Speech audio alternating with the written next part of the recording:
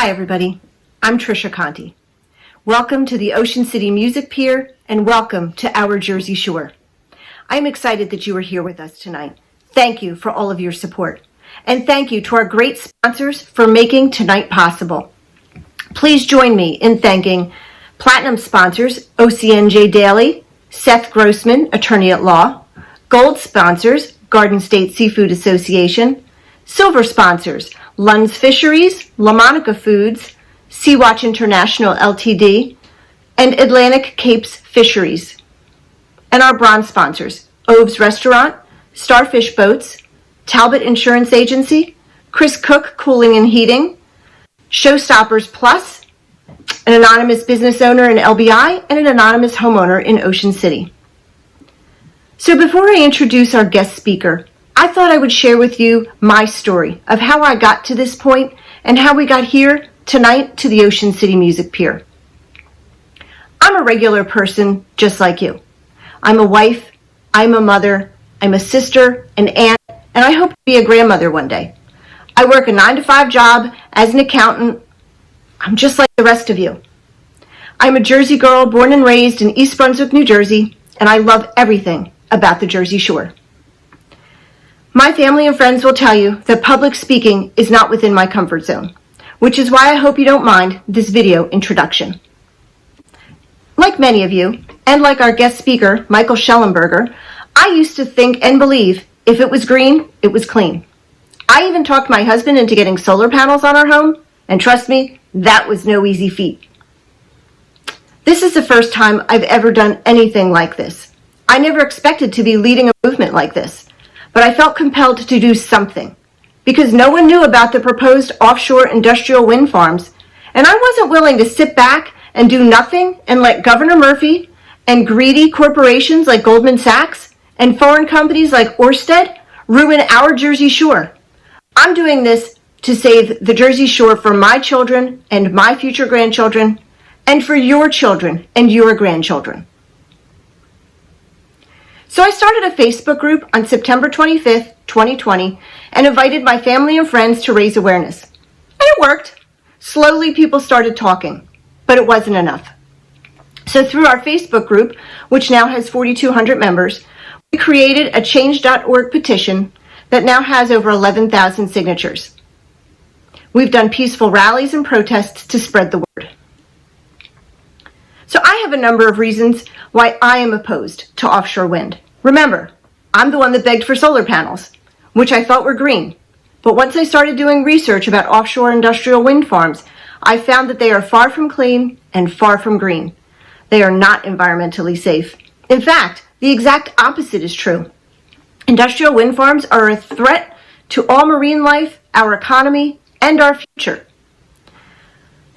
As our VIP guest speaker said, the big push to industrialize the East Coast will ruin the East Coast. It is a gross environmental injustice. So first I ask you to please consider the North Atlantic right whale.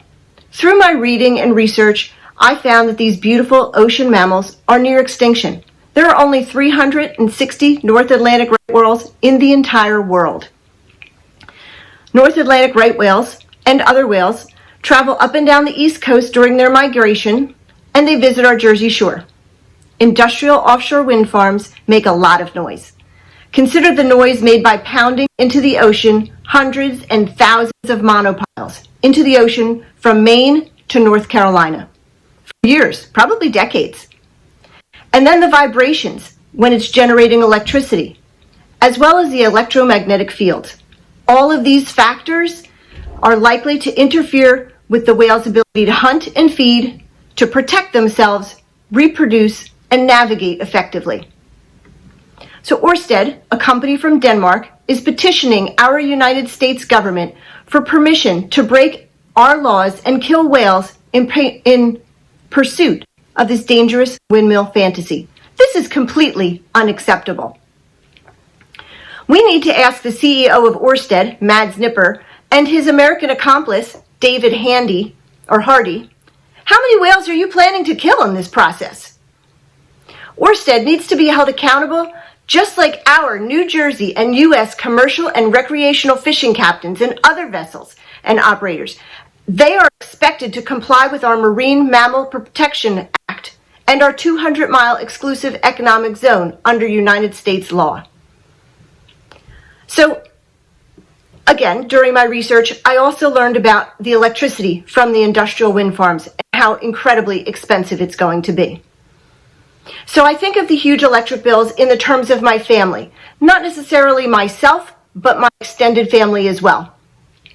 So I have a few different situations, and I think you'll find at least one of them is similar to your own. So my sister just retired from teaching. She and her husband are now on a fixed income. If the electric bill goes up 2 or 3 or as much as 5 times, they will be struggling after working hard their whole life. Because who would have anticipated such an expense? And what about senior citizens living in Trenton or Toms River or Cape May or Ocean City or Cherry Hill or Vineland? I also have close friends that are single mothers and single fathers, and after paying for childcare and living expenses, there isn't a whole lot left over. What happens to their family when their electric bill goes up 2 times or 3 or as much as 5 times? Or the elderly, like my aunt who just turned 90. A $60 electric bill for a small home for any of these people will be $120, $180, or as much as $300. That's a month. That's going to cripple these families, many of which already struggle. What about single mothers and fathers and the elderly living in Newark, in Camden, in Patterson, or Atlantic City? Many businesses struggle to do business in New Jersey, and this ridiculous energy master plan is going to be the nail in the coffin. My husband owned his own business for 42 years, and I worked alongside of him in that business for 20. Thankfully, he is now retired. There is no way we could have survived if our electric bills doubled. Forget about 3 to 5 times more. How will businesses do it? What will that mean for jobs in New Jersey? So, my questions for Governor Murphy and others: why are you hiding the real costs of the Energy Master Plan for 18 months? Why are you not fighting on behalf of New Jersey instead of fighting for the Danish company Orsted? Why are you not filing bills and passing laws to protect our valuable commercial and recreational fishing and tourism industries? Why should Orsted be allowed to break federal laws to kill whales and other marine mammals when Americans are fined and prosecuted for the same crimes? This is a very dangerous precedent. So think about this. If the Energy Master Plan was such a great deal for New Jersey, and if industrial wind farms were so great and were going to save money, Governor Murphy, Senate President Sweeney, and Assembly Speaker Coughlin and Orsted would be advertising the Energy Master Plan all over, instead of hiding it from us for 18 months. So these are just some of the reasons why I couldn't sit back and watch Governor Murphy and greedy corporations like Goldman Sachs and foreign companies like Orsted from Denmark to ruin our environment, our economy, and the future of our Jersey Shore in our Atlantic Ocean. So back to tonight.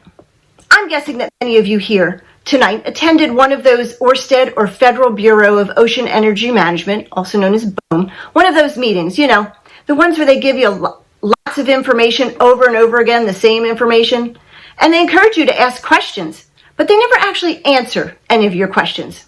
And you've heard the misleading and false corporate propaganda from Orsted and Governor Murphy for years. To get the truth and facts, I wanted to bring in a respected environmental and energy expert to give us the real story about renewable energy and industrial offshore wind, to balance the false claims made by the propaganda pushed by Governor Murphy and Orsted. I am happy to introduce Time Magazine's Hero of the Environment and Financial Times environmental guru. Please give a warm Ocean City welcome to Michael Shellenberger. Go ahead. Thank you. And thank you, Tricia, for your leadership. Can everybody hear me okay? Thank you for your leadership and for bringing me out. It's such a pleasure to be here. We had an incredible morning doing dolphin watching. It's my first time going out onto the Atlantic coast on a boat and being able to see the incredible marine life. Well, most of you are familiar with this story. The planet is heating because of human activities. Many people say it will be catastrophic. Sea level rise has gone from about half a centimeter a year to a centimeter a year. You've seen these pictures of starving polar bears, of the impact of plastics on our sea life, this viral video of a woman, a scientist pulling a plastic straw out of the nose of a sea turtle. And you've also heard that we can power the world entirely with solar and wind and batteries without need for an efficiency, without need for nuclear power, which most people agree is too dangerous to use anyway. But it turns out that's not the end of the story. In fact, it turns out that in just the 20 years that I've been involved on climate change, the US has gone from being the climate villain to being the world's climate leader. The US saw the largest decline in energy-related carbon emissions of any country in the world and all of recorded human history. In fact, it declined 22% since 2005 levels, which is 4 percentage points more than President Obama had promised to under climate legislation that was attempted and failed in 2010, and also under our agreements in the Paris climate talks. In fact, we may be at peak carbon emissions globally, according to the International Energy Agency. I would say we probably have another 10 years of global growth, and at that point it'll peak and decline, mostly globally for the same reason that that's occurring in the United States, which is the transition from coal to natural gas, which has become significantly more abundant thanks both to fracking in the United States and to offshore gas drilling around the world. It turns out that the plastic waste problem in the oceans is mostly a consequence of our efforts to recycle plastic. So 90% of our plastic that we think is being recycled, in fact, is being shipped to poor countries that don't have waste disposal, landfill, and incineration systems that we have, which allows us to contain all of our plastic waste. Plastic is made out of a byproduct from the petrochemical industry that's already a waste byproduct, so reusing it is already an environmental method, and then the best place for it is either in landfills in places with a lot of land like the United States or incineration in other countries around the world. You can see a picture of it here. It's the poorest countries in the world, the least developed, that don't have waste disposal systems, landfills, or incineration. So by shipping our plastics to them, it ends up going into the oceans. And the curious thing I discovered while researching my book, Apocalypse Never, is that the plastics that we use today, which are made from petrochemicals, actually replaced bioplastics, including ones made from the very same sea turtles that we saw the plastic straw stuck in. So they used to pull the shell from hawksbill sea turtles, and they would heat it up, and they would make the original tortoiseshell glasses, tortoiseshell jewelry. It's misnamed, it's not tortoise, it's actually sea turtle shells. But many of the things that we take for granted, billiard balls, used to be made out of ivory, which of course is made from elephant tusks, piano keys. Much of the plastics that we use today used to be made from the natural world and have since been replaced by this byproduct from the petrochemical industry. So plastics have actually done remarkably well in terms of preventing us from killing really valuable and endangered species like sea turtles and elephants. And you can see that there's been this incredible success story with hawksbill turtles coming back and other sea turtles just by preventing people from eating their eggs, and just basic conservation that we all support was important in bringing back these sea turtles. And we've seen it here too. In New Jersey, I was reading about this really important whale species, and we've seen along the Jersey Shore a great success story due to our important environmental laws, as well as increased abundance of seafood, has allowed for whale populations, with some exceptions that we'll get to come back. As far as polar bears go, we don't actually know how many polar bears there are, so we don't know if the numbers are going up or down. Sometimes people will say that they're going up, but they don't know either. it's just we just have a really hard time counting polar bears in the Arctic. And if you care about polar bears, then one thing we could do is stop hunting them, because we've killed twice as many polar bears as exist since 1963. And we continue to allow indigenous populations, the Inuit, to hunt polar bears. There's debate about that, but nonetheless, the real threat, if you care about polar bears, comes from hunting.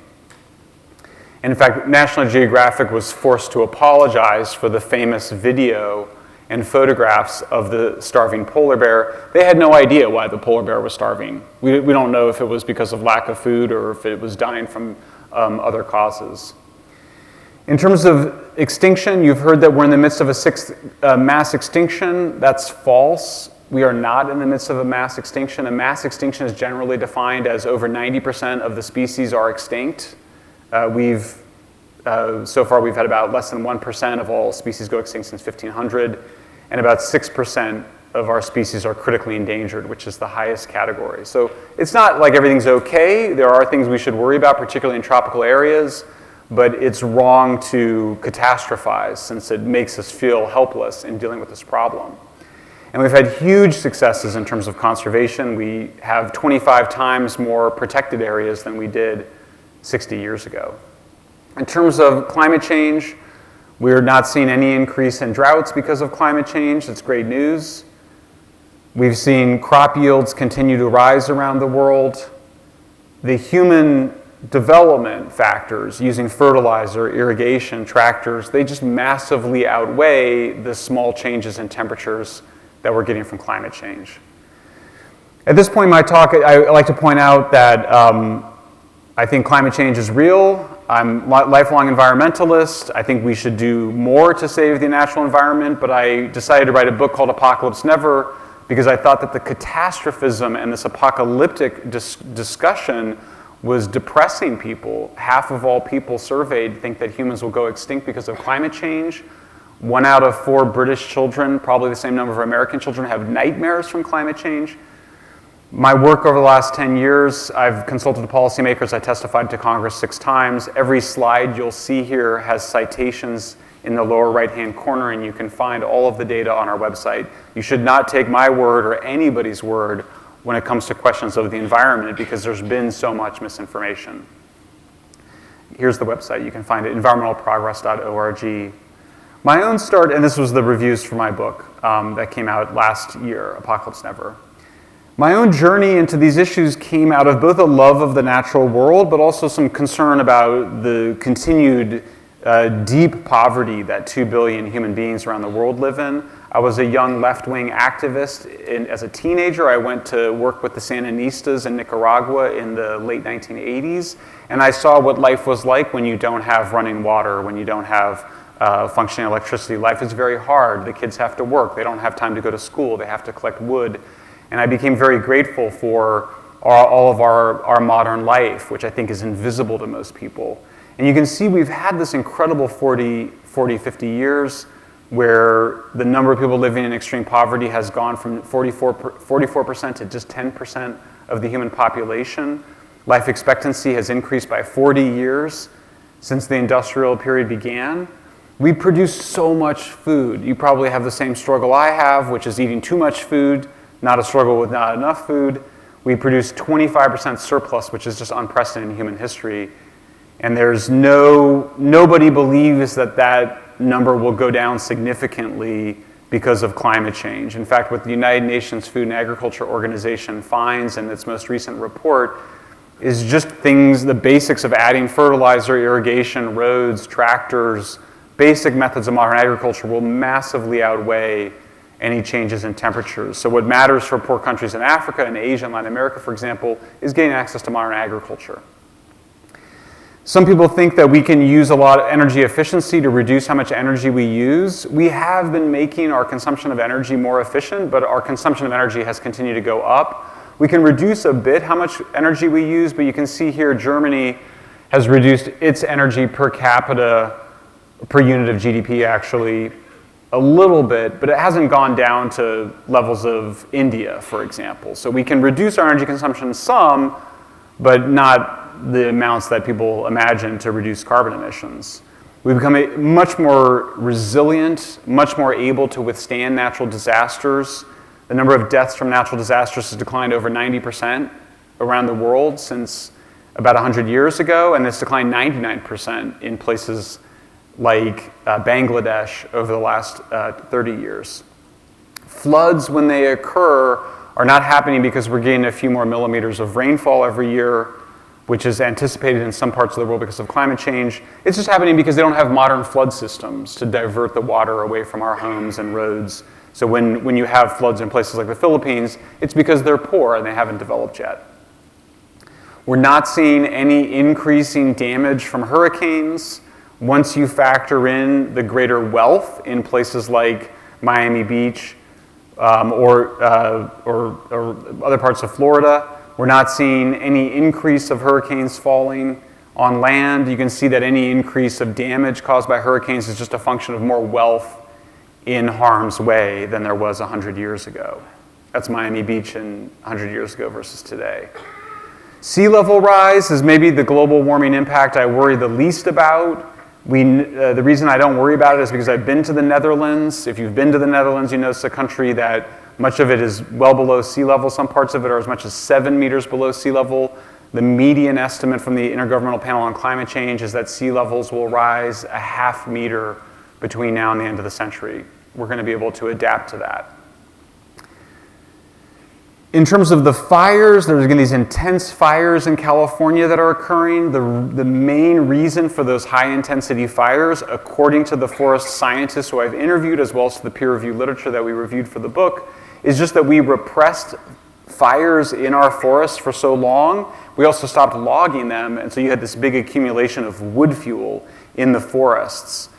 So when you interview the forest scientists, they say climate dries the wood fuels out. That's true, it extends the fire season, but it's not the cause of the intensity of the fires. The cause of that is fire suppression and the existing debt of wood fuel.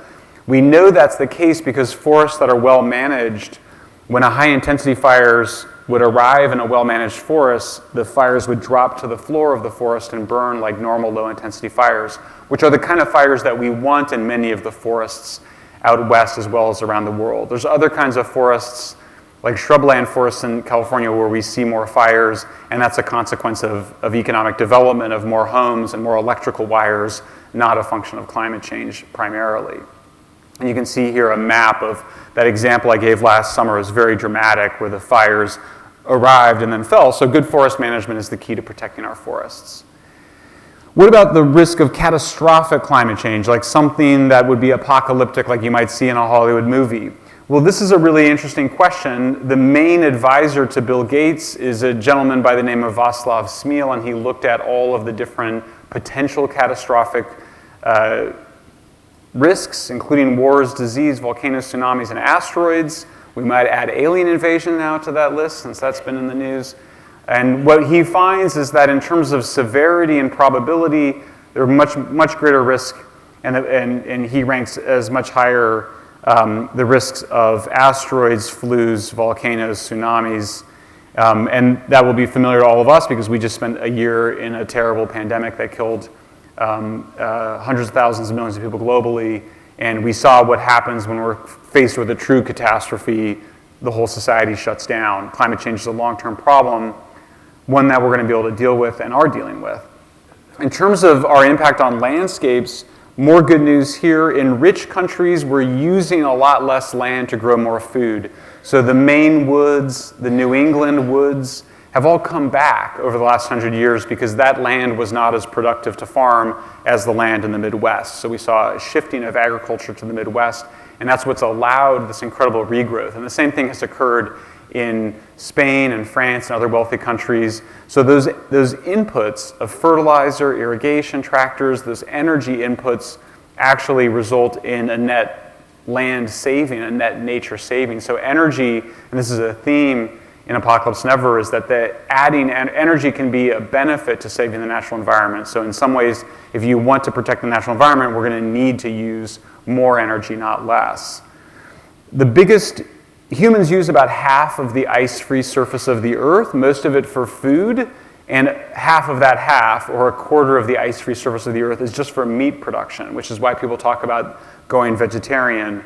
But the fact of the matter is that we use much less land for producing meat than we did 20 years ago. In fact, it peaked about 20 years ago, and the amount of land we use globally for meat production has declined in an area the size of Alaska. So if you care about conservation, if you care about many endangered species that are threatened by the expansion of agriculture, this is all great news. We should want to produce more meat on less land. We've also reduced air pollution dramatically. Those of us that are old enough to remember how dirty the air was in the 70s or 60s or 50s, or even earlier than that when there was smoke in the streets, huge reductions we've seen. 91% decline in sulfur dioxide, almost 100% decline in lead in the air. Carbon monoxide has declined 83%. Really just through capital turnover, more efficient engines, more efficient cars. Pollution regulations play a role, but the main event is technological progress. Now you get to carbon dioxide, carbon emissions. I do think climate change is real. I think it is something that we should be worried about. I don't think it's the most important environmental problem. It's certainly not the most important problem. But nonetheless, all else being equal, we would want temperatures to stay about the same. It would be much worse for things to get colder, by the way, than for them to get somewhat warmer. But nonetheless, we have our whole society and we have our natural areas, our protected areas, really set up around a given climate. And so all else being equal, we should try to keep temperatures as close to what they have been as we can. So we do want to look at carbon dioxide, carbon emissions produced by electricity, since that's the easiest thing to decarbonize. And you can see that all the countries in green that have the biggest parts of their electricity supply coming from zero carbon sources are heavy nuclear countries. The two most important to look at, because they're side by side, similarly sized economies, similar stages of development, are Germany and France. France produces more than twice as much of its electricity from zero carbon energy sources as Germany does.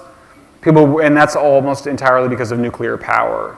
The concern that people have about nuclear power, understandably, because of all of the information we've received about nuclear for the last 50 years, really 75 years, is about its dangers. But when you compare it to any other risks, including walking, it doesn't even show up as a risk factor in terms of people that are killed by it. In fact, the best available science shows that nuclear is the safest way to produce electricity, just because it doesn't produce air pollution, which does contribute to premature deaths, about 6 million a year.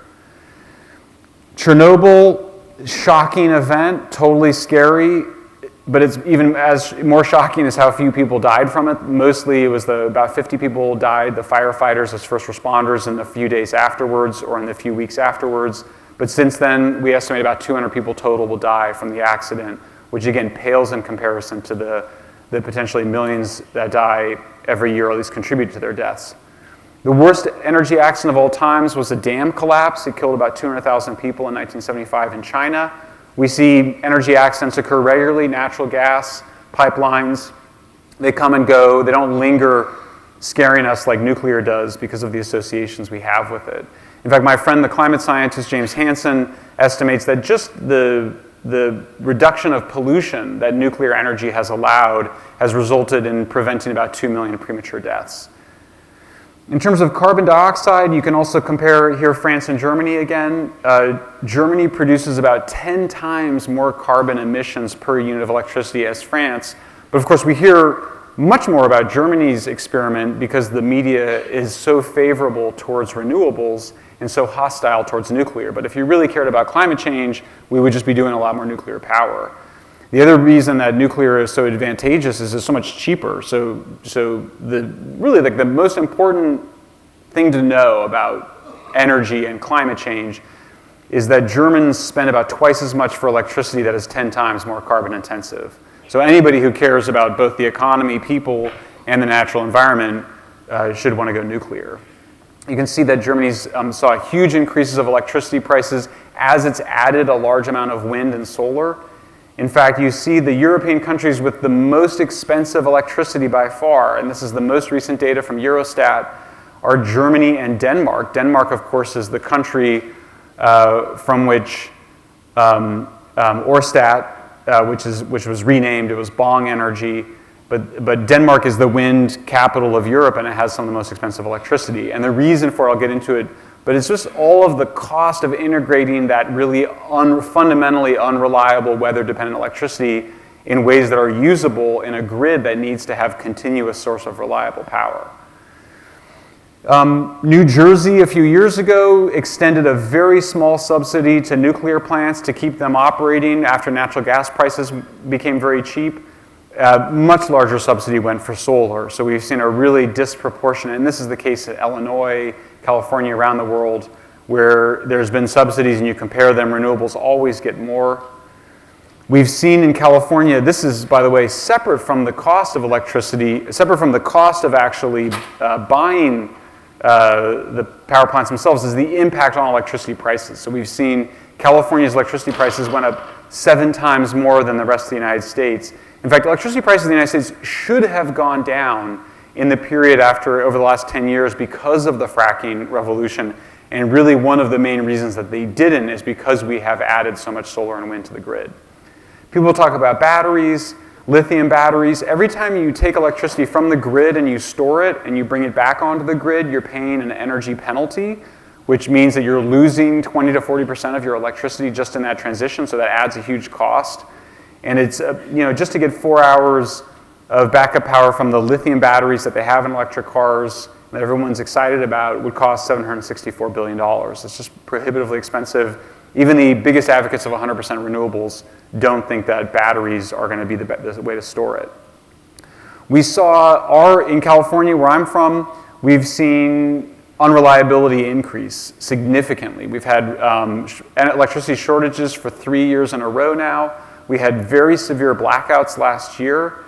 The head of the electricity grid at the time said the reason why we didn't have blackouts in 2006 is that we hadn't shut down our nuclear plant, San Onofre, and we hadn't shut down a bunch of other natural gas plants as well. So in California, because of the love, this really ardent love of solar, people felt like it was magical almost and could provide power when simply it couldn't.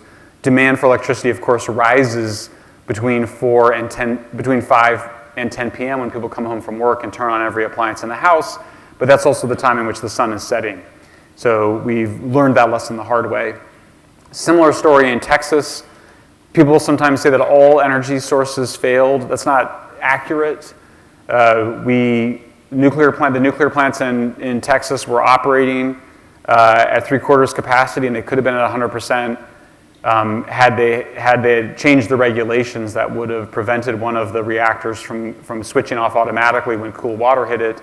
Wind went down to 14.2%, just not worth anything really during a crisis. So the picture I want to describe for you is a picture of moving away from fuels that are more matter dense, wood to coal, towards fuels that are more energy dense or hydrogen dense.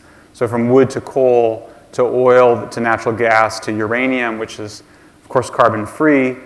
In each of that process, you can just see it even in the molecular structure. So you go from coal, which is about 1 carbon atom to 1 hydrogen atom, to natural gas, which is, of course, CH4, 1 carbon atom and 4 hydrogen atoms. So that's the right direction of travel.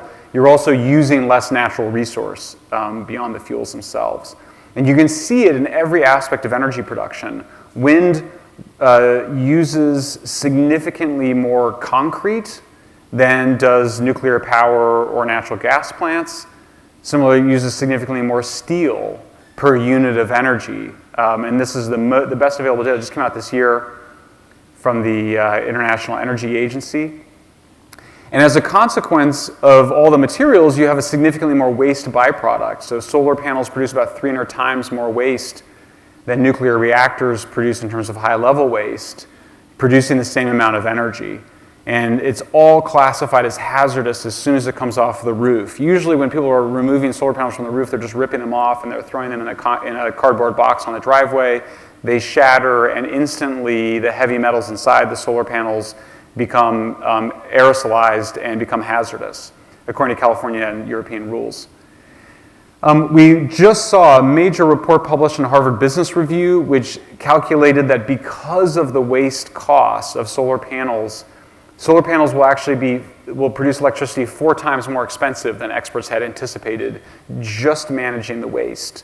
They had a really powerful quote. They said the economics of solar will darken quickly as the industry sinks under the weight of its own trash.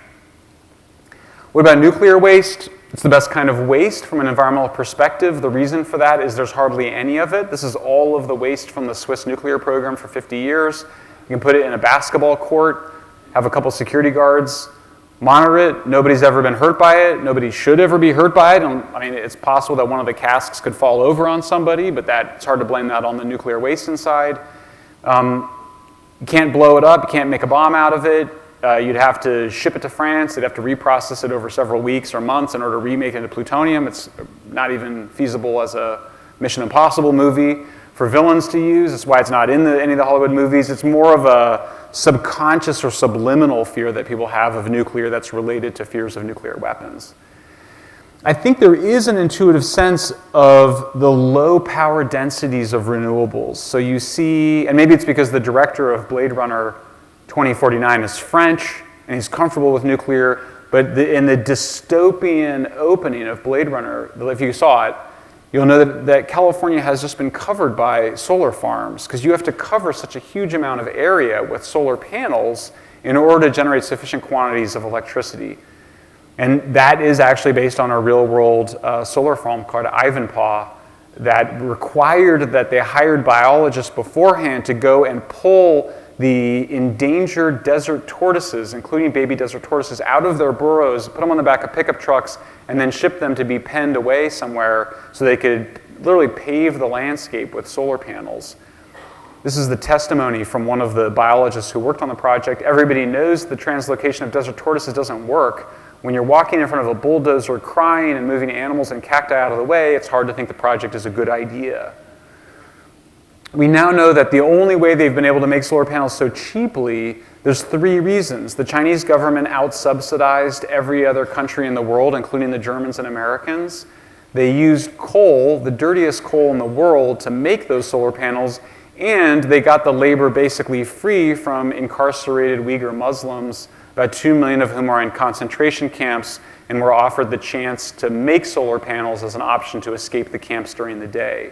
This finally made the New York Times this year, even though it's, of course, been going on for years. The Biden administration, after a lot of pressure and opposition within the Biden administration opposed to putting sanctions on solar panels, did finally put sanctions on polysilicon, which is the main ingredient for them. Well, let's get to the thing that you guys are all very interested in, which is your ocean wind project. None of this is new information because Tricia has done such a great job of informing everybody. But let's start with the first issue. How many people will get electricity from that project? They say 500,000 homes. It's already, that right there is already misleading. And the reason why is because wind power is not reliable. So there's no home that could rely on the electricity from a wind farm, because when the wind is not blowing, you still need electricity. It has to come from somewhere else. But to give you a sense of it, if we were to, in a misleading way, but nonetheless an illustrative one, compare that output, just the straight output from that ocean wind project farm, it would be the equivalent to half of one of your nuclear reactors in New Jersey. New Jersey gets you get about half of your electricity from nuclear power. So if you wanted to have carbon-free power and replace some of the natural gas, you could just add a half a reactor. You can't really add a half reactor, but you could add a reactor and you wouldn't need that wind farm times 2. That's how little electricity it is and how little bother it would be. And not only that, but every nuclear power plant is on a site that's much larger than it needs, so just adding a reactor doesn't evoke the NIMBY concerns, and in some cases the justified neighbor concerns that any energy project would invite. You just add another reactor to an existing site that's already there. The turbines, as you know, would be about a football field high, about 1,000 feet high. It's taller than a football field, separated by less than a mile. The fishermen complain they can't navigate through those small areas. 15 miles from the coast. We don't know what it's going to be lit up like, but you have a problem, which is that if it's not lit up at night, then you're going to get a lot of bird strikes. You're going to get a lot of bird deaths from those wind turbines that the birds aren't going to be able to see the blades spinning. But on the other hand, if they did put lights on the blades, it would both slow down the blades and probably mess them up, but also it would just be chaos out there. It would be like looking at pinwheels at night. Coast Guard has not made a determination of how much light it will give out. But it is really, we were out there today, it is spectacular scenic value that you have with a completely undisturbed landscape like that. No windmills, nothing, no industrial activities beyond the few boats that we saw. Here's just the latest data from the US Government Energy Information Administration. New Jersey's a state that, despite being more Democrat than Republican, more liberal than conservative, is very comfortable with nuclear. When it came time whether to keep the plants operating, the government keeps deciding to keep the plants operating. Nuclear plants are basically immortal. And what I mean by that is that when the equipment gets to the end of its life, a turbine or a generator or the steam generators, you can replace them. And we do that all the time. At some point, the reactor vessel itself will need to be replaced, but that's also easily doable. The most valuable thing about nuclear power plants is just that they exist. It's just the sites. Because most of us don't want to have new development near us, whether it's a wind farm or a nuclear plant or a housing complex or a homeless shelter. Most people will fight that, especially as there's more population, there's more people. So these nuclear power plant sites are really valuable, especially for people that don't want to see industrialization by wind of your seascapes. The message ought to be, we'll just add another reactor to one of our terrific, beautiful nuclear power plants. If you care about climate change, why wouldn't you want to do that? Why would you want to add wind farms, which is actually going to increase your reliance on natural gas and fossil fuels? That's an important question to ask the people that are in favor of that project. The British government released its own map of power density.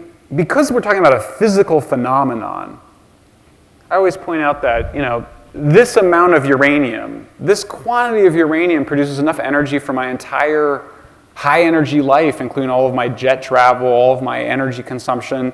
Tiny quantities of uranium can produce huge amounts of energy. So you can see Hinkley Point is the British nuclear power plant in the upper left-hand corner.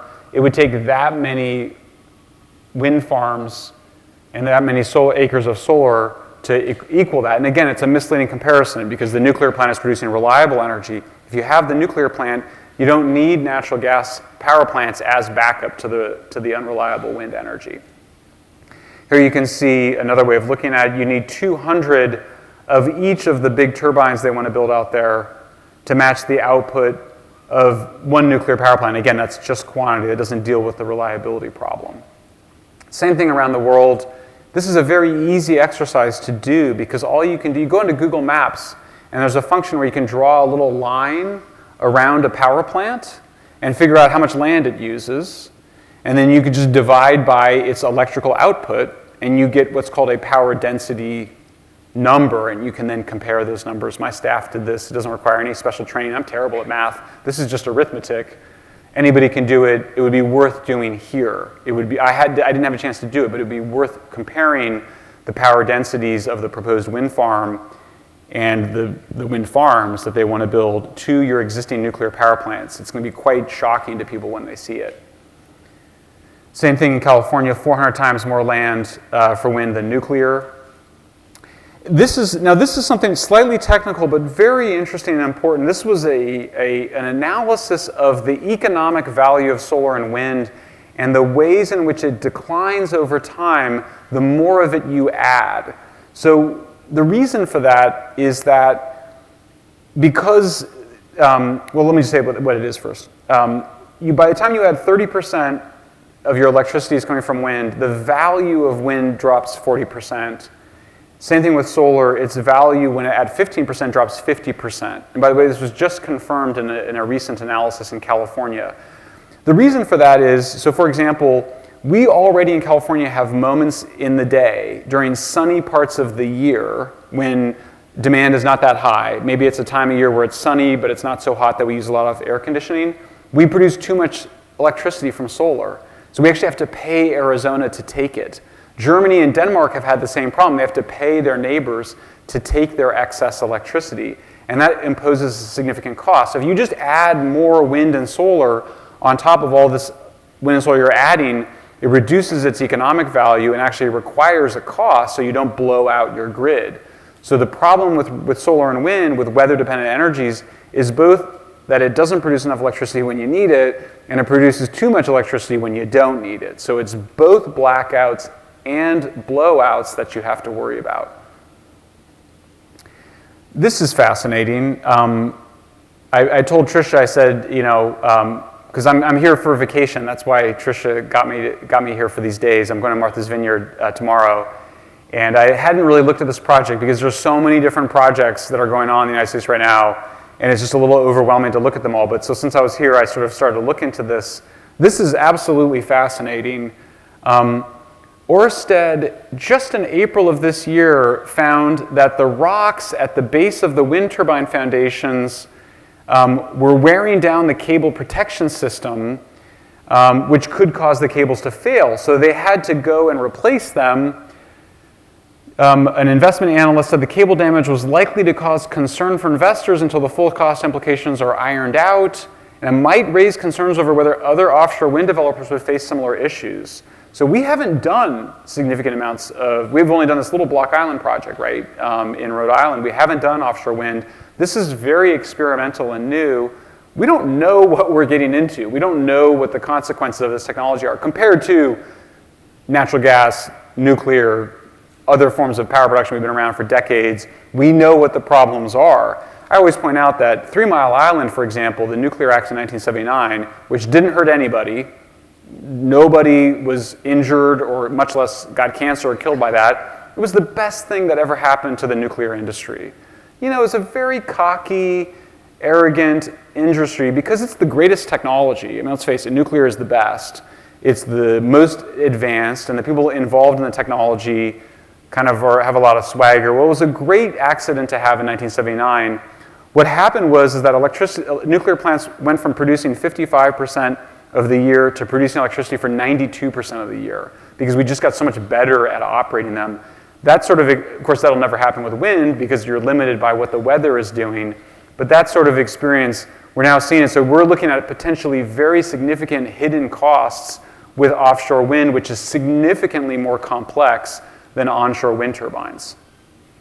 You can see that I know that there's a sense in which this project is moving forward, but I wanted to emphasize it is absolutely not a done deal at all. In fact, Orsted says it's not a done deal in their interviews. They emphasize that this is not a done deal, and you can see they keep changing the project in response to concerns from fishermen and the community. So there's much more that you guys can do. If you've seen them kind of change their project around this much, there's no reason that this whole project couldn't just be, you know, wiped off the drawing board.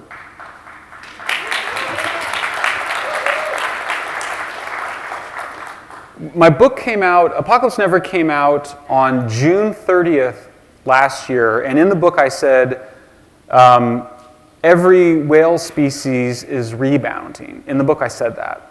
Well, a month later, people emailed me this new announcement from NOAA, which found that one species of whale, the North Atlantic right whale, had gone from endangered to critically endangered, which is the worst status for this whale. So we actually corrected the book, and we put it up on the website. It wasn't our fault, because when we wrote the book and published it, it hadn't changed its classification. So the one whale species, the North Atlantic right whale species, that's really the most threatened species in the world, is the one that's most threatened by this wind project. I mean, the numbers are astonishing. You can see here the mortalities have risen over time since the 1970s. You can see it's very tied to fishing, and I'm a huge supporter of the fishing industry. If you want to have a fishing industry, though, then you can't then go add a whole new industrial activity to that critical habitat. Fishing industry needs to do better too, and it has been. But you can't just go add some new significant impact to the species and think it's all going to be okay. In fact, if I were the fisherman, I would be worried about the other consequence. They go build a wind farm, the right whale species continues to suffer, and then they restrict the fishing. That would be one of the responses to that situation, a logical response to it. You can see here it's a massive industrial project, you know, and of course they don't really show the significant amount of cabling that would occur, the significant amount of ship activity that would occur, all of which would threaten the species, this whale species. So here's the facts. There's just 400 less. I believe there's significantly less breed. I think it's 100 breeding females. I mean, that at that point, you're really at risk of losing the species. down from 15,000. 17 of them died in one bad year. So one bad year and you can really lose them. It's the most endangered, and it's just threatened by the industrial activities that we all know of. So if you want to maintain a fishing industry, there's no way you can add that huge industrial wind farm to your coast, and then much less, by the way, and you know this, but they want to start with, they're like, we'll just do, a few wind turbines, just 100. That's all. No, that's just the way they start. They want to get thousands of wind turbines up and down the coast.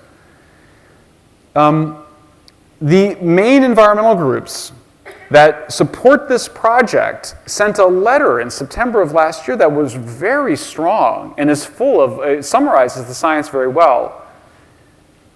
It criticizes the National Marine Fisheries Service, the U.S. government agency, says that its current approach to authorizing incidental take, that's the killing, that's such a euphemism, incidental take, accidental killing, but it can't be accident because they have to apply for the permit, during marine site characterization is not adequate, is inadequate, not compliant with the law. We're writing to express our profound concern. The best available scientific information shows the North Atlantic right whale cannot withstand any additional stressors. So I'm not making this up. This is best available science. You can't add more drama and trauma to that whale species out there and expect it to be okay, or expect to maintain your fishing industry. This is fascinating. This was the interview with Orsted spokesperson Mark Reamer earlier this year. I don't believe it's an accurate statement to say this is just a done deal. Well, if he doesn't think it's a done deal, then you guys shouldn't think it's a done deal. It's not a done deal. It's not going to be rubber stamped, not at all, quite the contrary. He then noted, we sponsor a great many NGO organizations, non-governmental environmental organizations. And then he acknowledges it's going to be 69 full-time jobs. 69. That's nothing. It's ridiculous. And look, half of them are going to have to be in public relations to cover up for all the whales they're killing, right? So 1,600 good jobs. The nuclear industry pays more than any more energy industry. They have sometimes in these plants 3 generations of people working in those plants, guys. And those are plants that can operate forever. Again, add another reactor. Propose to add another reactor rather than have to go through with this project. This was fascinating. It's amazing what you can find if you go into pages 3, 4, 5, 6, and higher on Google. The woman who worked for Audubon, then went to work for the governor, and now she's working for Orsted. So this is not okay. This cozy relationship between really the organization that has the name of one of the greatest Americans. I don't just mean one of the greatest conservationists. I mean one of the greatest Americans, James J. Audubon. He revolutionized wildlife painting, wildlife art. We may remember that before Audubon, in the great 19th century, early 19th century, they painted birds, on tables, looking completely fake. What Audubon did is he put the birds in their natural habitat full of blood and gore, and it was vibrant and it was revolutionary. There was a complete paradigm shift. Audubon Society, what is it doing in bed with Orsted? That's not okay, guys. That should not be okay. This should be a scandal that Audubon is actively accepting money from Orsted. And it's not unique in the sense that we are seeing big banks in bed with Chinese solar genocide panel makers, in bed with the wind industry, actively working to shut down nuclear power plants and replace them with a mixture of Chinese solar panels, wind turbines, and natural gas, which would increase carbon emissions, which is what we just saw at Indian Point in New York. So what are they doing? They're hiring former politicians to do their public relations and former environmentalists. There it is. There's no secret to this financial relationship between Audubon and Orsted and PSE&G. It's right there on their website. It's really something. This was just a few hours of Googling around. Orsted sponsors the Wetlands Institute. How many environmental NGOs around here are taking money from Orsted? It's pretty scandalous. This is just, I don't want to traumatize everybody, but just let me give you a glimpse of it. You have to see the impact of these spinning blades. There is no equivalent of any industrial activity where blades are spinning into the air sheds of birds, bats, and insects. Nothing like that. Nuclear power plants don't reach into the sky and kill bald eagles. Neither do oil rigs. That's Norway. That's South Africa. This is Germany. This is Spain. California, it's even more traumatized. I mean, when the best scientists on this, first of all, the scientists that study this phenomenon, the only people they can work for are the wind industry. That's where they get their money. So they send me stuff privately. They're like in tears, discovering that in fact 3 times more golden eagles were killed by a single wind farm than they had anticipated. This is the tragedy of this particular technology, is that when these wind turbines kill birds on land, the birds fall to the ground and the scavengers just get them like that. I mean, it's nature. It's nature, red in tooth and claw. So these birds get eaten right away. That's why it's very hard to find the cadavers. I mean, literally within minutes or hours. So to be able to count the cadavers is very difficult. Well, it's impossible in the oceans. I mean, you kill a bird, you kill an osprey in the oceans, and the bird hits the water and it sinks. I mean, how are you going to count that bird? There's no monitoring that they're planning on doing. There's no mitigation. I mean, this is like literally one of the worst projects I've ever seen. Well, but at least wind turbine blades are recyclable. Oh, actually, that's not even true. Turns out that they can't be recycled, so they're piling up in landfills. And by the way, this is in Bloomberg, whose owner is heavily invested in renewables and is a huge advocate of renewables. Michael Bloomberg also ran for president. Terrible candidate.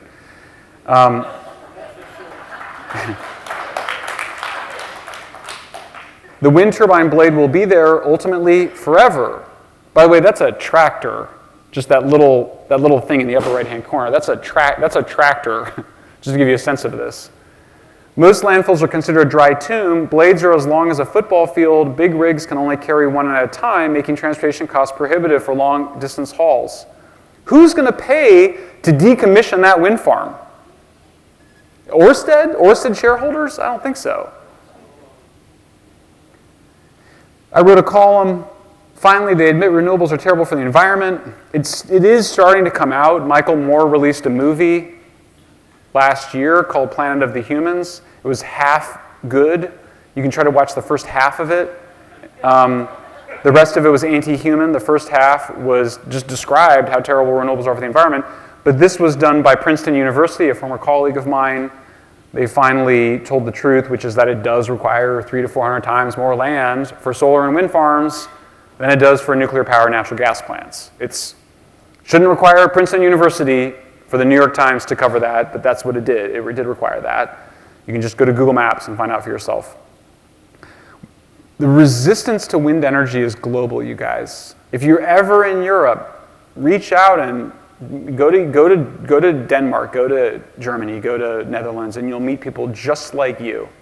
Just like you, people who love the natural world, people who love wildlife, who love where they live, who love the scenic values of their homes and their heartlands. Germany is, everything's going great in Germany. No, not really. It's not going great in Germany, guys.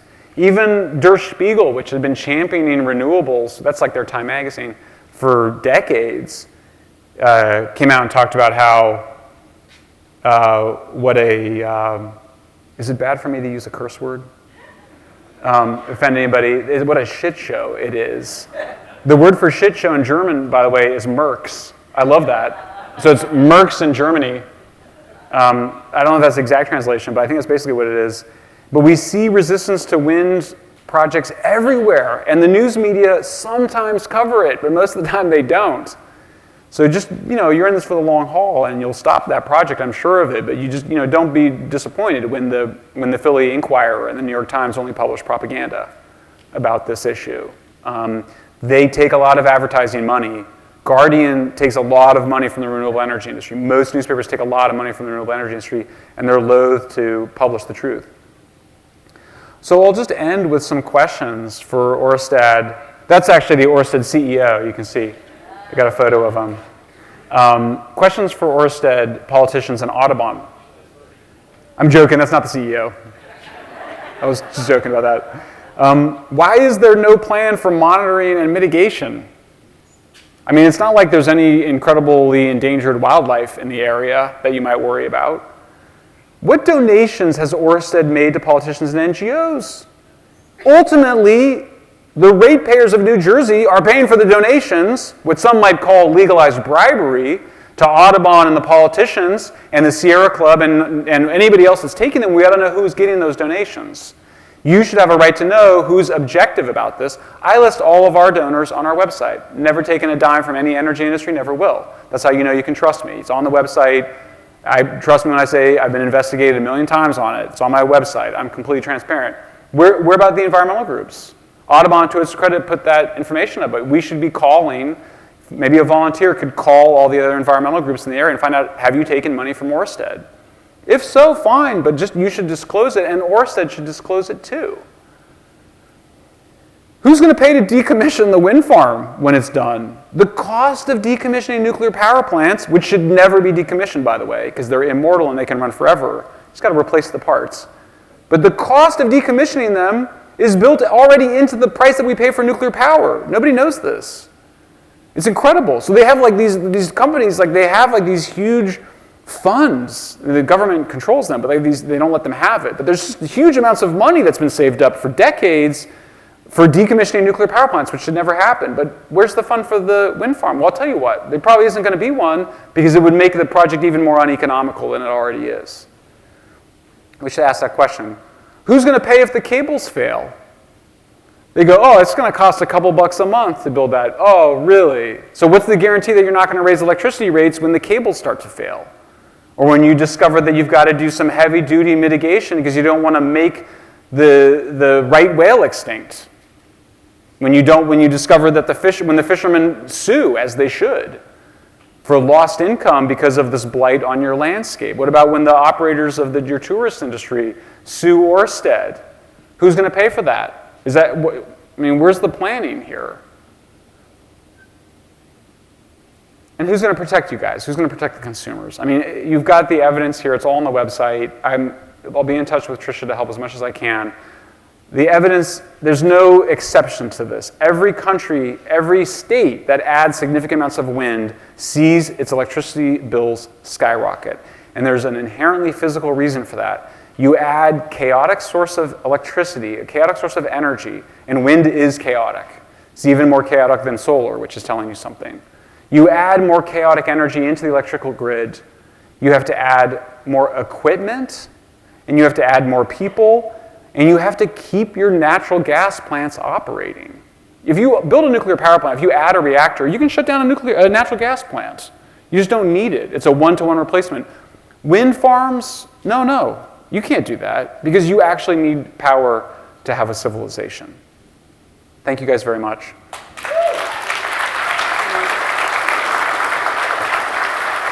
Okay. First off, I'd like to thank Tricia Conti. I would like to thank Save Our Shoreline NJ, Save the Whales NJ, and the public officials who are here this evening. It's great to see bipartisan participation here. This isn't a Republican thing. It's not a Democrat thing. It should be the right thing. And, just the information I think that Michael armed you with this evening is very important because, I've been on council for 9 years, and really in the last year and a half is the first we really caught wind, no pun intended, of all this. And the amount of information we've requested compared to the amount of information we've received is pathetic. We last night, and to their credit, to the individual's credit, they said they'd break the logjam, and last night we got 2 reports that we requested last December. There's a lot more. There's about another 10 that we asked for last December that haven't come in yet. Dragging that information out, depriving the elected officials of information, and in turn depriving the public of information, I think is, just adds to the skepticism of the technology and the altruistic values that they claim to have when coming in here to do this. So, I'm not asking people to have my opinion. I'm just asking people to have the opportunity to have a balanced, educated opinion about this and to have their voice heard.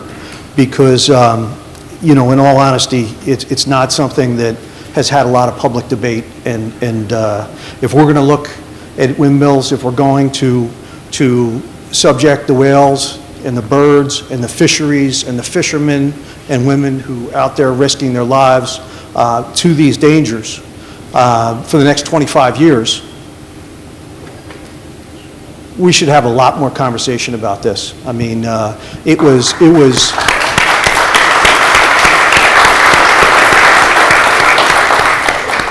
I mean, respectfully, I had a meeting today with some of my colleagues with a senator from out of our district. Our district senator is very supportive of our position, but we met with someone who was, really on the other side of this.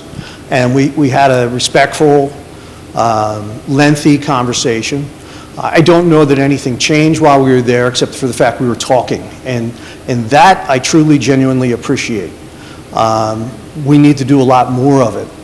But the message that was really driven home to me was, you better get ready because this is coming. And I politely said, you better believe that I'm going to fight to the end on this. So,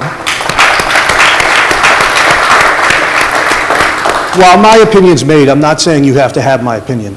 I want more seminars like this where we get to discuss both sides. I can move on my positions if I'm shown the evidence. But what I want to see is evidence, and right now, I think we are the experiment. So, with that said, I won't belabor the point anymore. I want to thank the elected officials that are here. Former Governor Jim Florio, thank you so much for being here.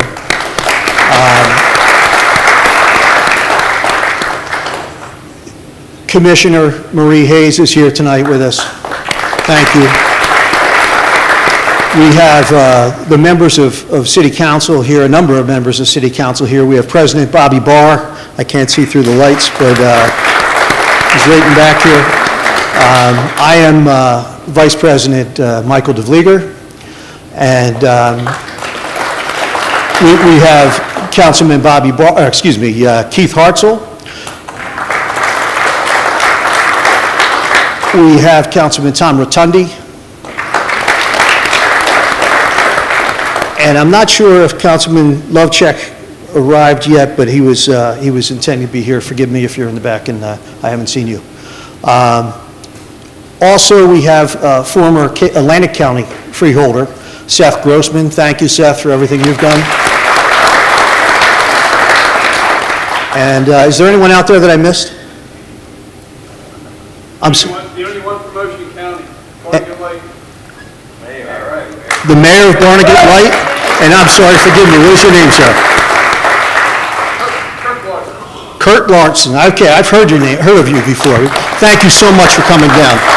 Because this is something that, we might be first, but this is something that's going to affect the whole coast of New Jersey and maybe the entire east coast of the United States. So, we need to be better educated on it. But thank you for the opportunity to speak, Tricia. And Michael, is there anything you want to say in wrapping up? Oh, no, I'm sorry, there's one other thing. If you'd like to learn more or see a replay of this event tonight, you could go to the Facebook page for SaveOurShoreline.com or SaveOurShorelineNJ.com. You can go to subscribe on the YouTube channel. you can sign the change.org petition, and you can also make donations, and whether it's $1 or $5 or $25 or whatever you can afford, it's appreciated because it will help generate more seminars like this. And just, like I said, I welcome both sides of the argument, but I think this is worthy of argument. So thank you. Thank and you. Michael, is there anything else you'd like? Did you, I think there were some people that had some questions. I think we had a few minutes for questions, if that's all right. Sure. Yeah? Go ahead, sir. My name's Rich Fairley, And I can repeat the questions after you. Yeah. okay. It appears that it's. My name's Rich Fairley, and thank you very much, first of all, for your talk, and it was very enlightening. Since this is so far down the path and such a significant opposition or a movement to make this happen, time is certainly of the essence. What can we do as individuals? What's the most effective way to make a difference and network up and down the coast and make a true coalition immediately? Because I feel it's being shoved down our throat. The cost is significant, that the byproduct or end product of the electricity. I'm a fisherman. I've been off the coast all my life. The effects of all wildlife with that. Bottom line is, what can each one of us do in this room to effectuate, to stop this and effectuate a change to stop this now? Why don't we do a couple more questions, and I'll answer them all at the same time. I think she had one back there. Right there.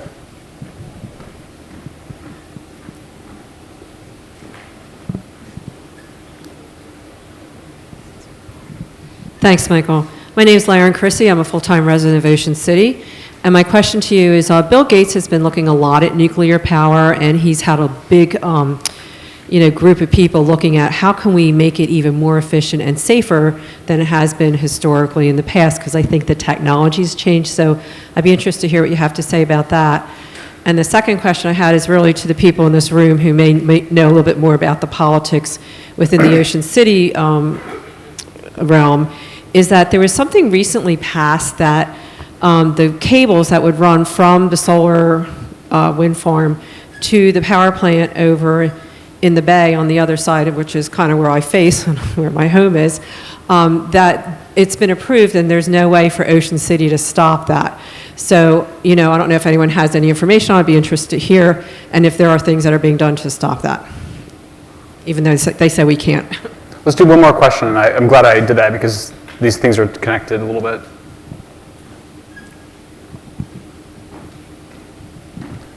Hi, Seth Grossman. The thing about the cost, when Tricia was saying it could be double what we're paying now for electricity, or 3 times more, or 5 times more, that's a wide gap. And related to that is the whole idea of clinical trials. How come there hasn't been a small-scale experiment to find out exactly what the cost will be? And specifically, we have had 5 wind turbines in Atlantic City since 2006, so they've been there for 15 years.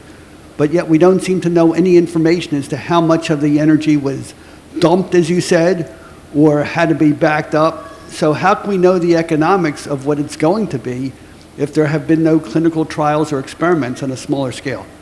I'd like to hear more about that. Let me take the first question, which is that, look, we do know, in the sense that we know from Europe. The 2 countries that have done the most wind energy in the world, Denmark and Germany, saw their electricity prices skyrocket. They have the most expensive electricity in Europe. Germany has the most expensive electricity. Denmark is number 2. So that's all the real world evidence you need. But everywhere else in the world that's done significant quantities of renewables or wind has seen electricity prices go up significantly. There is the Block Island project in Rhode Island that they are touting as the proof of concept, but it's false because it's too tiny to be able to show anything about the impact on electricity or electrical grids or on the natural environment. So I would not let them use that Block Island project as the example. All right, so now we're getting to what do you do? Send a delegation, a fact-finding delegation to Europe. I mean, it's a rough life. You got to send some people to Europe, But I would encourage you guys to go. We just priced out flights, by the way, and I think it was like $500 each way. And it's easier for you guys because you're on the East Coast already. Go to Denmark. Talk to the people there that have been fighting wind turbines. You're going to learn a lot from them, and you're going to learn a lot from them about Orsted. And we have all the relationships with those activists now, and can help you do that. The second thing is, for me, I put this up again because this issue, the fishermen here, they want to see a vibrant sea life. They want to see the right whale. They want to see the North Atlantic right whale come back and thrive. And they're going to do everything. They're going to work with the regulators to take the measures they need to take to reduce mortality among that species. It's not fair to ask that industry, which is it's a big part of the tourist industry. It's obviously a huge financial support for the community. It's part of what it means to come to the Atlantic coast.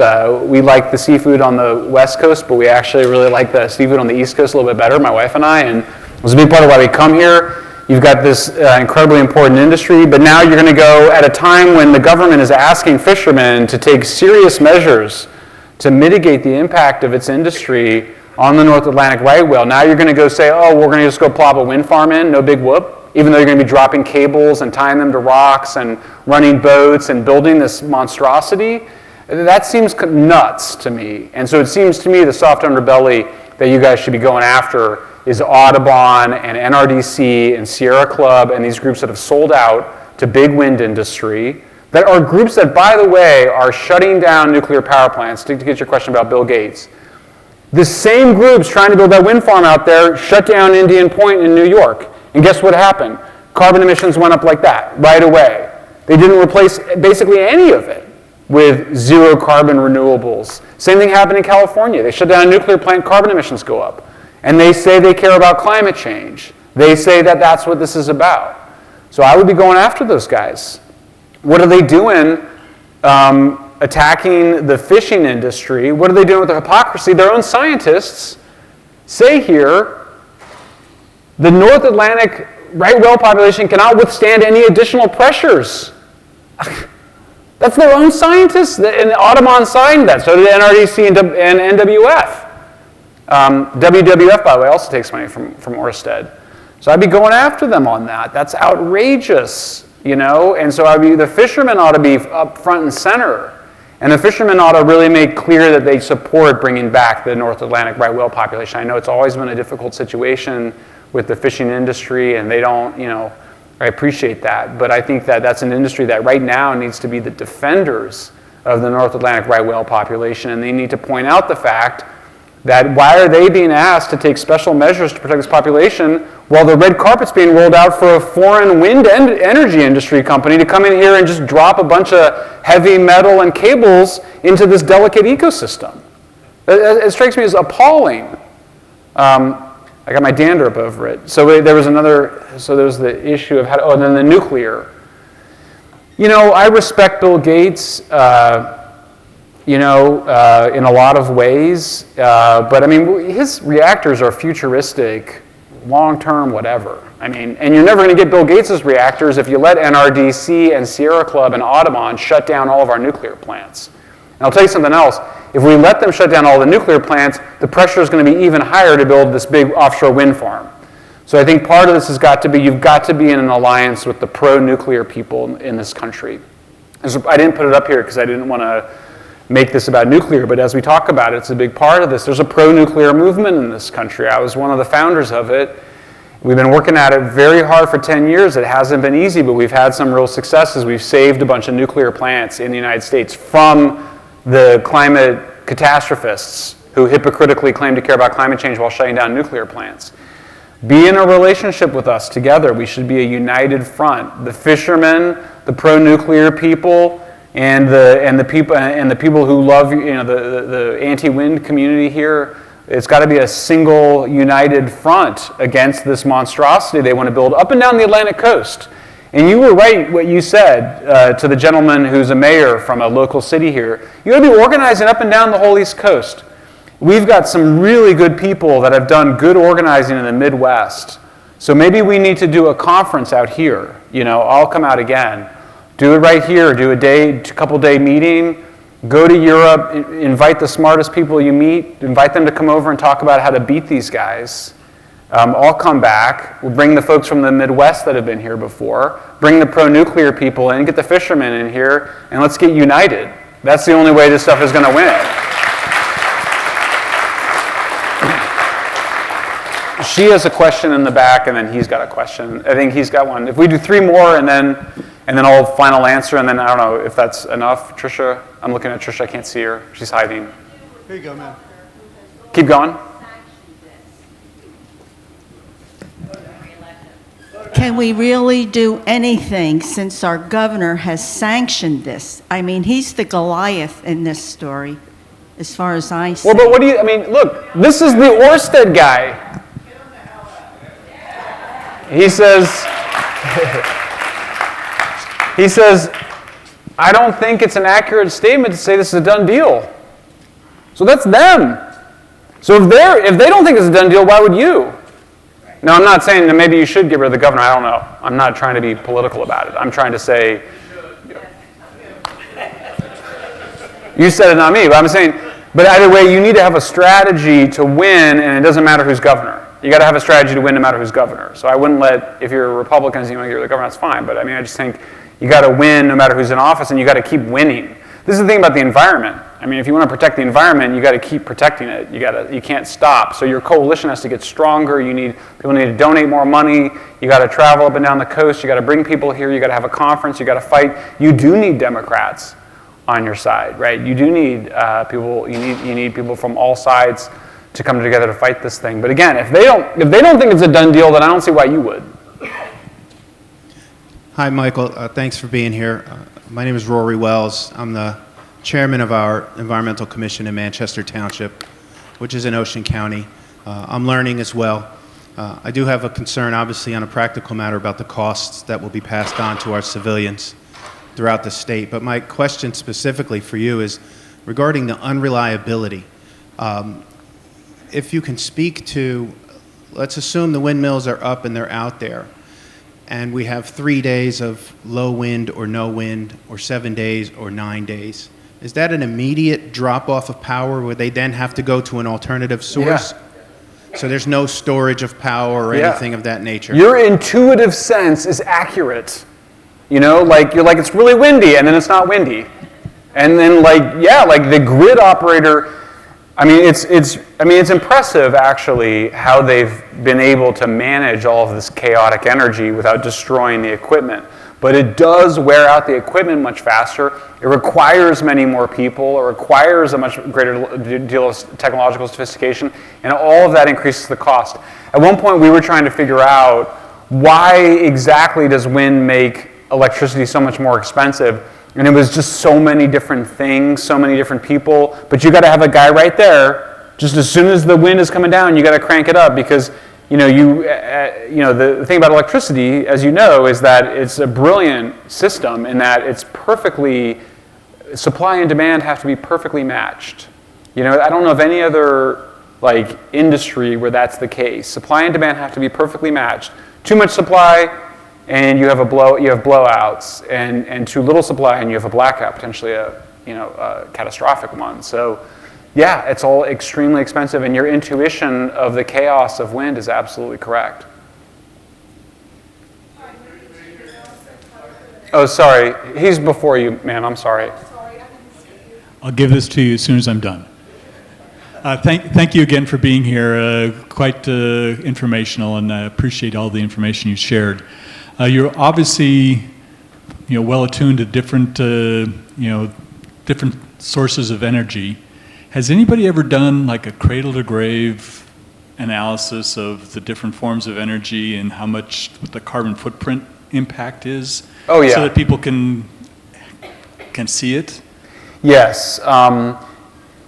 And that's the easiest one, but the intergovernmental, and it's on our website, by the way, so if you go, I put it up before, but if you go to Environmental Progress's website, we have all that information, you can drop down and find it, but basically, there it is. under clean energy in crisis and key questions, you can find that information. But it's a little bit misleading because it shows that wind is as low carbon as nuclear, but what's misleading about it is that that's only when the wind is blowing. So if you whereas, and so like what I was saying before, it's like you could never have an electrical grid just powered by wind, right? You just couldn't have it. You always have to have backup power that is really easy to ramp up and down. Mostly that's gas. If you have a lot of hydroelectricity, which you don't here, where you have some in Quebec, but not that much, then you can ramp that up and down, but you don't even control that really. So it's really gas. So you're always looking at wind and gas together, and that's why the carbon intensity of it's going to be higher than a heavy nuclear system. That's why when I showed you that Germany, France carbon intensity, this was a brilliant piece of analysis that my colleagues did, showing, where did I do it? This up here a little bit earlier. This one.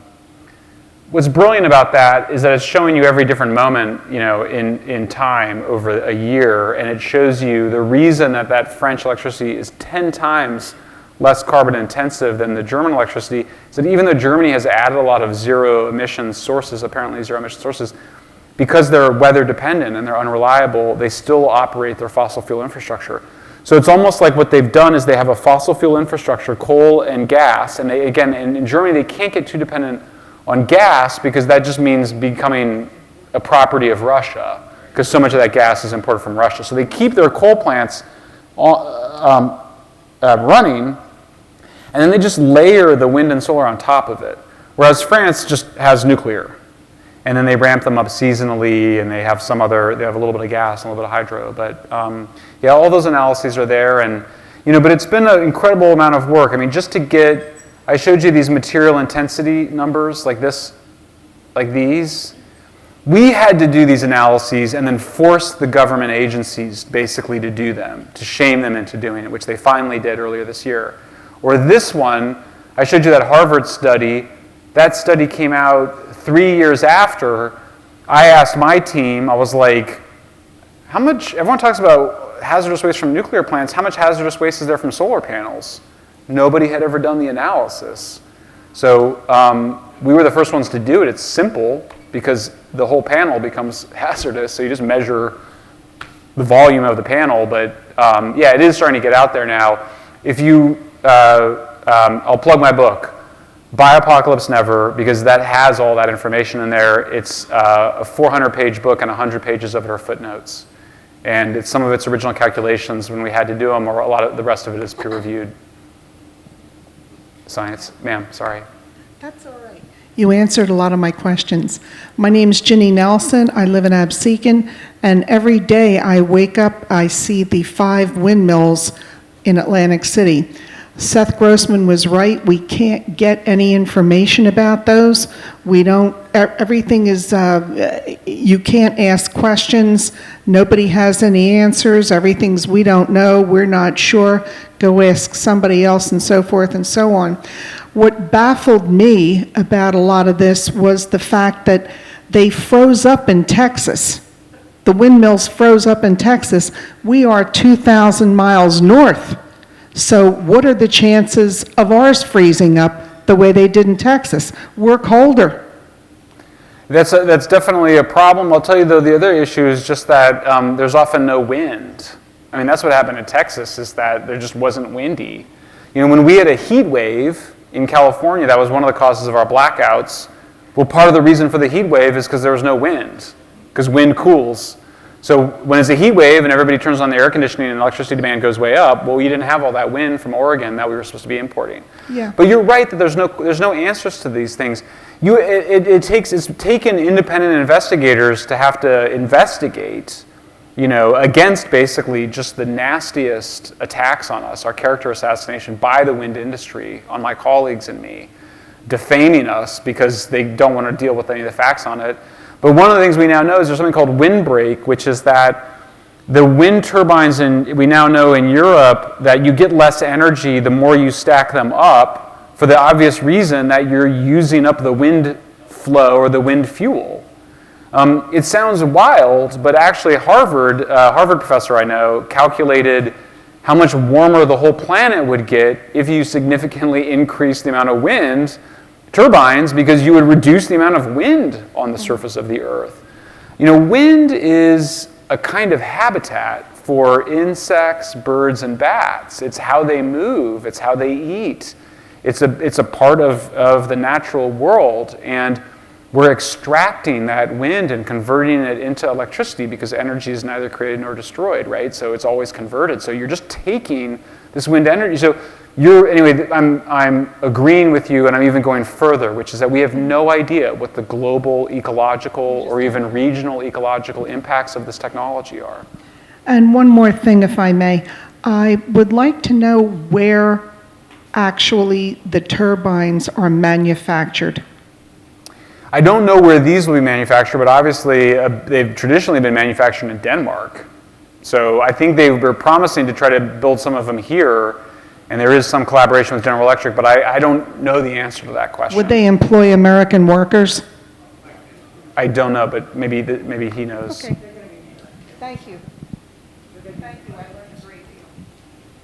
Thank you. Yeah, and again, fact-finding should be an important part of your advocacy, and so going and taking those meetings and demanding that they give you the information should be a big part of what you do. Okay. I'm Rick Birch from Ocean State. I first want to thank Governor Florio for being here tonight, being open-minded about it all. Thank you. Next, when you speak about coalition, I don't know if it was Kirk or Rich spoke about it, there is coalition being formed through the Cesar Rodney Institute. Groups from the Vineyard, along with Atlantic Shores, as we know, I think Kirk knows that up there, that group. Also here, Ocean Wind, Skipjack is, and I think Virginia is joining. So we'll be hearing more about that soon. A lot of costs that people don't realize happens to be the grid itself. The grid is now built to handle the electric coming east to west. The JPM grid is all flowing north and south. So I just wanted to make that note. Thank you. Thank you. One more and then I thought it'd be silent, but John Fairholder, Ocean City. Couple current points from July 2021, Chemical Engineering Progress. They cited a National Renewable Energy Laboratory report. Quote, as the wind turbines are extracting energy from the wind, they're slowing down the wind behind them. They're developing strategies to maximize the extraction of energy, which is the maximization of reduction of the wind, which is why we're here at the coast, because we like the sea breeze. And I specifically asked in the scoping period, I asked specifically, what impact does the extraction of the energy and the operation of the inefficiencies of the turbines have on the climate in the historic district of Ocean City, since the request for information was slanted directly to scenic and historic. Wow, good for you. I will say too, in Apocalypse Never I write about a study that was done in Germany of the impact on insect populations. It sounds like a fringe concern to be worried about the impact on insect populations, but we knew that there was something going on because they would pull down, in insect-rich areas, they'd pull down the wind turbine blades and they'd have to clean them because they'd be covered with so much insect biomass. Just like on your windshield, you know, in dry, when it used to be anyway, something happened to them. So we know that there's a big impact on insects. So yeah, what's the impact going to be on insects? They need to tell you that. We got one more question. Go ahead, sir. I don't need one. I'm Jack Dean. I'm the executive director of the Geothermal National and International Initiative. I'm going to give you just back of the envelope discussion. Geothermal, by the way, is renewable, and we don't kill any birds. But I did a back of an envelope just on the transmission costs. Transmission costs from what they've described are only going to cost $586 million. Now, we're going to pay for that. I happen to live in CI also. The other thing is, you know the 69 jobs? That's 4 Wawas. That's all that is. It's 4 Wawas. So, I mean, the fact is that we have to look at this as, and like you said, this room can stop it because we've stopped other things. And let's ask them if they want to cut down the pine barrens and put them up there, because it's another ecology that they're going to kill. Just they can't see it in the ocean because it's below ground. And never trust people that tell you they're doing it for you.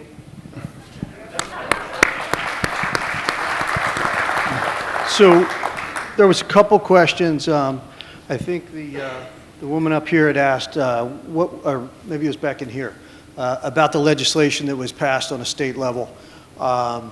There was a bill that made its way through the Senate and through the Assembly. And it was right after we had a local meeting here with some officials. And we thought we were off to a new good start with discussion and communication, which I suppose, I hope will continue. But the legislation was put in late on a Thursday night, and in under 2 weeks, simultaneously, it went through the House and the Assembly. In under 2 weeks, it went through all of the groups it needed to.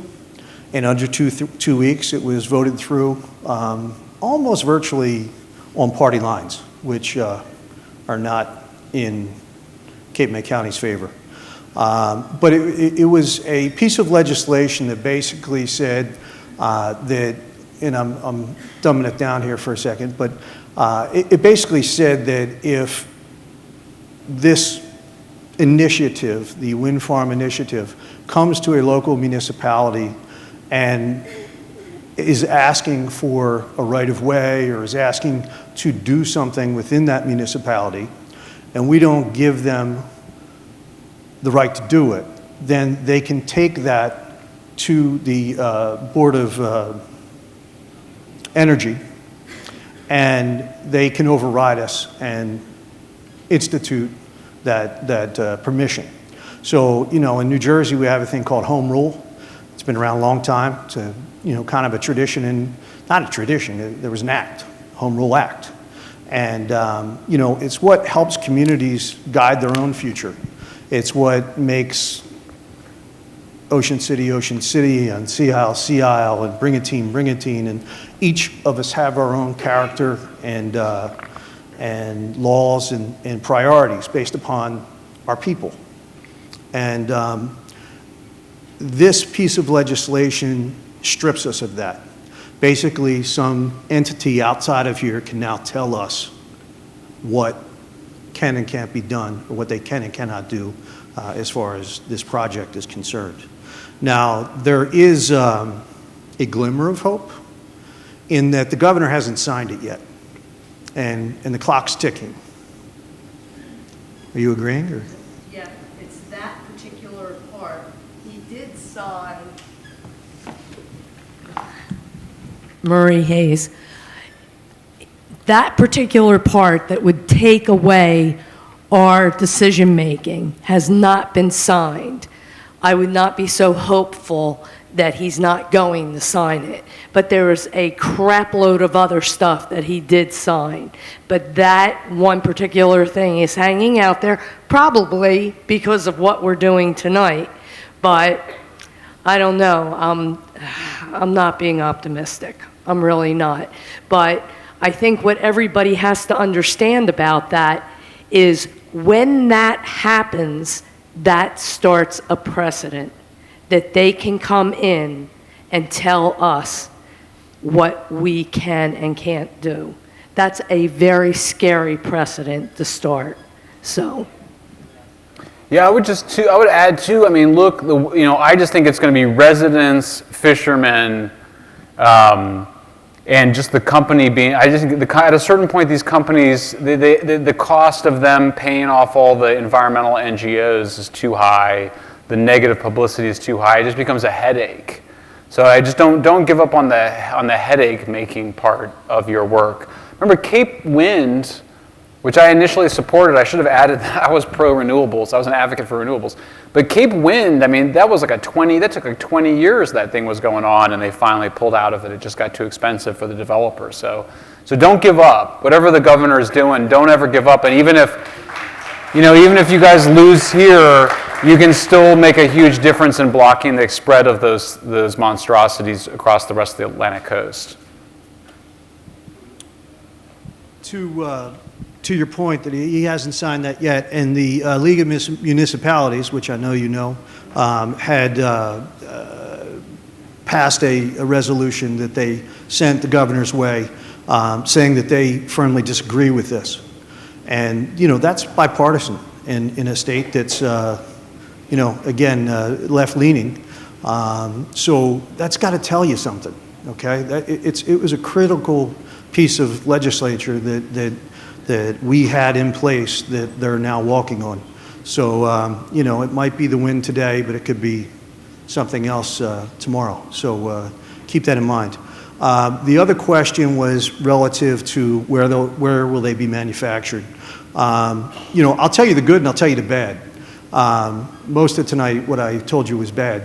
But what the reality is that there is an infusion of money, a lot of money, being put into Salem and I believe Gloucester counties along the Delaware. Multiple plants. There's plants for the poles, plants for the cones, plants for the blades. And, that means jobs in an area that needs jobs, and in manufacturing facilities and a lot of good things that way. My humble ask today was, build the plants, employ the people, start from Atlantic City and go north, and get back to us when you can prove all the things you've said that are true. And if that's the case, then come on down and see us. But I don't want, I'm sorry. Okay, we'll start I'm sorry, what town are you again? North of Barnegat. North of Barnegat. Okay, north of Barnegat going north. But, the proof's in the pudding. And I do not want us to be the guinea pig. If north of us, beyond Barnegat, wants the windmills, then God bless them, go for it. I don't know that helps the right whale at all, but we're trying to represent our people and be good citizens at the same time. I want the jobs in the area. That we need more manufacturing. We need to see some jobs out of this for Cape May County, but that's another story. But all this, again, is good education, and we should be talking about these things. And thank you very, very much for coming tonight, Michael, because you've elevated all of our intelligence on this topic. Thank you. Thanks, guys. And I can stick around. I saw there's some other questions. I'm happy to chat afterwards. So.